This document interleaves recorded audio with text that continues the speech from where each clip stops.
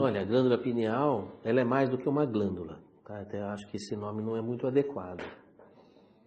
Porque a glândula pineal, ela é também um órgão sensorial. Então, ela é glândula porque ela produz um hormônio, que é a melatonina.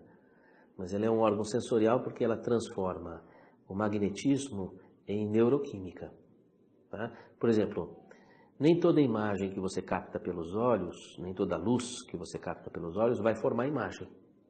Parte da luz que você capta pelos olhos vai para a glândula pineal, para regular o ciclo de vigília e sono. Então nós temos um ciclo infradiano de a cada 90 minutos, a pessoa fica predisposta ao sono, a cada 90 minutos ao alerta, não é? E depois tem o ritmo circadiano, 12 em 12 horas. Então quem coordena isso é a pineal. Então a pineal não é só uma glândula, ela é também um órgão sensorial. Fica no meio do cérebro, é o centro de massa do cérebro. Vamos dizer assim, fica, se você pudesse colocar o dedo aqui entre os olhos e aprofundasse o dedo até o meio do cérebro, ali você encontraria a glândula pineal, não é? Então ela é o relógio do cérebro, além de ser uma glândula.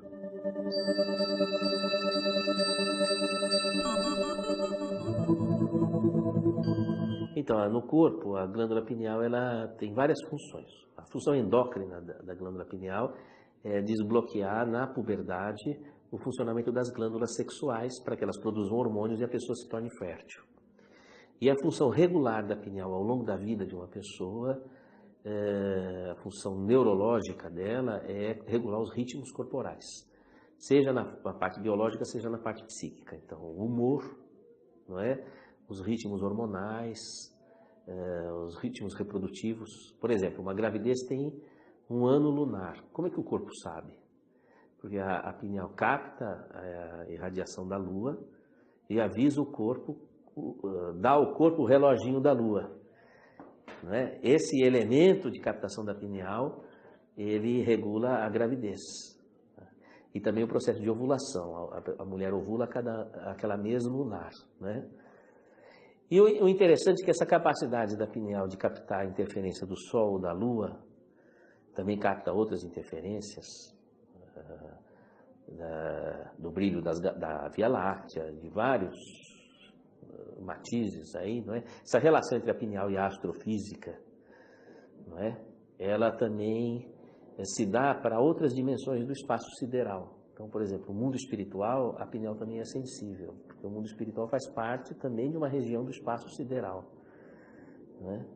Então, aí você tem a coerência do funcionamento dela. Ela é sensível à Lua, é sensível ao Sol, é sensível às emanações da Via Láctea e é sensível a outras dimensões do espaço sideral, a emanações de outras dimensões do espaço sideral. Aí o fenômeno mediúnico, que é um fenômeno astrofísico.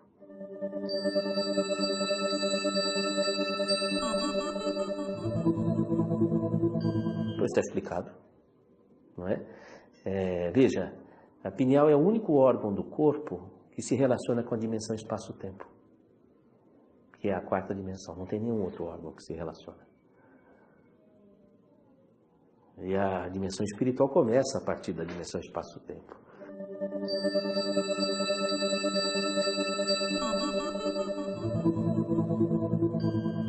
René Descartes você sabe que foi o filósofo e matemático que estruturou o sistema cartesiano, né? Aqueles eixos de abscissa e ordenada, né? As ordenadas e as abscissas. Daí surge toda a parte da geometria analítica. Tudo funciona em função de geometria analítica, né? Do ponto de vista de engenharia, de tecnologia, tudo, né? E o Descartes foi quem fundou essas coisas. E depois ele escreve um livro, estuda uma obra que chama L'Alma et le Corps, a alma e o corpo, em que ele diz que a alma está ligada ao corpo pela glândula pineal. E ele abre essa discussão.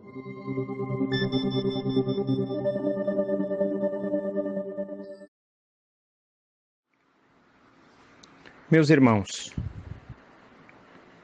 a glândula pineal, ela é definida como uma glândula, porque produz substância endócrina, no caso a melatonina, fica localizada entre os dois hemisférios do cérebro, bem no centro do cérebro. Ela tem uma cor mais ou menos acinzentada, com traços vermelho arroxeados, e possui mais ou menos o tamanho de um feijão fava. Uns dizem que ela é do tamanho de uma semente de uma laranja. Depende, talvez, de pessoa para pessoa, né? Agora, o que se sabe é que a glândula pineal e a mediunidade possuem uma ligação muito estreita, muito forte. A gente sabe, por exemplo, que não só nós, mas desde os tempos de Herófilos, isso século III a.C., Herófilos era conhecido como o pai da anatomia, né? Ele já havia encontrado a glândula pineal e ele já havia feito estudos de certa relevância envolvendo ela e funções paranormais. E durante um tempo a medicina convencional tentou reduzir a função da glândula pineal apenas tão somente a algo físico, né, como uma simples produtora de melatonina, mas não é por aí. Embora a melatonina ela seja um hormônio ativado na sombra ou na escuridão, né, quando você fecha os olhos, por exemplo, também, ela já começa a ser produzida. Por isso as meditações geralmente são feitas com os olhos fechados, porque a melatonina ajuda a fazer uma conexão maior com o plano espiritual. Por isso a gente pede, por exemplo, quando está iniciando uma pessoa em reiki ou quando uma pessoa senta para receber um passe, a gente fala, fecha os olhos, né? Pense em algo bom, pense em Jesus, pense em Deus. Aí falando pense em Deus já está dizendo, pense em coisas boas, né? Claro, não se tem uma imagem definida de Deus, mas aí cada um vai pensar no que quiser, contanto que seja algo bom. Agora, a glândula pineal e a melatonina, ela não fica restringida somente ao cérebro, né? Ela percorre todo o organismo da pessoa. Então, a principal finalidade da melatonina é ajudar a regular ciclos do sono, ajuda o corpo a descansar, aquela sensação de refazimento que a pessoa tem quando acorda, vem do sucesso da melatonina no metabolismo do corpo. Se vocês pegarem um livro chamado Missionários da Luz, psicografado pelo Francisco Cândido Xavier, pelo espírito André Luiz, vocês vão ver muitas coisas falando sobre a mediunidade e a questão fisiológica, né? A glândula pineal, ela comanda a troca de energias que favorece, inclusive, o inconsciente e o subconsciente na reprodução daquilo que é mandado do plano físico para o plano espiritual. Então, ela é uma glândula ou um órgão sensorial, se assim podemos dizer, de intercâmbio. Ela é uma glândula médium. Se falasse assim, qual órgão do corpo é médium? A glândula pineal. Claro, a hipófise também, ela trabalha dentro dessa, mas não tem o mesmo potencial da pineal, não. A hipófise também é muito importante, mas hoje vamos nos concentrar mais aqui na glândula pineal.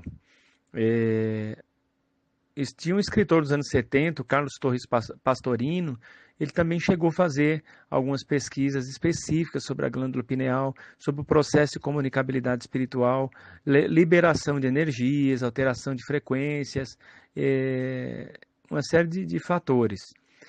O Francisco Cajazeiras e o Nubor Orlando Facuri também foram pesquisadores que se aprofundaram bastante na questão da glândula pineal. E assim, já está provado que a glândula pineal ela não se reduz somente a um órgão indutor do sono, não.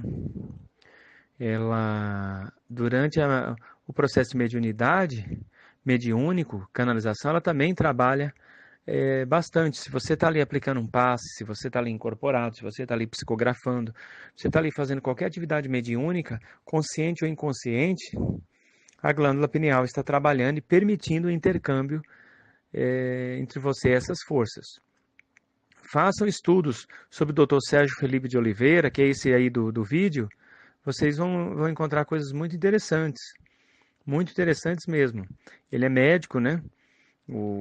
Aliás, é Felipe Sérgio de Oliveira, eu falei Sérgio Felipe de Oliveira, né? Felipe Sérgio de Oliveira, ele trabalha no Instituto de Ciências Biomédicas da Universidade de São Paulo. Não, ele é um homem estudado. Ele estudou também a glândula hipófise, questão dos raios-x, tomografia computadorizada, e ele se debruçou sobre a glândula pineal, onde ele diz, né, que ela tem estruturas magnéticas capazes de repelir ou absorver campos de energia. Quanto mais cristais uma glândula pineal possuir, maior seria a capacidade dela de captar energia por um indivíduo. Lembra que eu falei num outro áudio sobre a capacidade da glândula pineal de se revestir de cristais, que protege inclusive das mensagens subliminares do projeto Blue Beam, que é a questão da nova ordem mundial? De acordo com a observação do Dr. Oliveira, algumas pessoas possuem a glândula pineal mais aguçada, mais desenvolvida, e outras não. É lógico, o Dr. Felipe Sérgio de Oliveira, ele é um defensor de que a capacidade mediúnica é totalmente sensorial e necessita de um elemento físico para isso, senão não tem como mediunizar.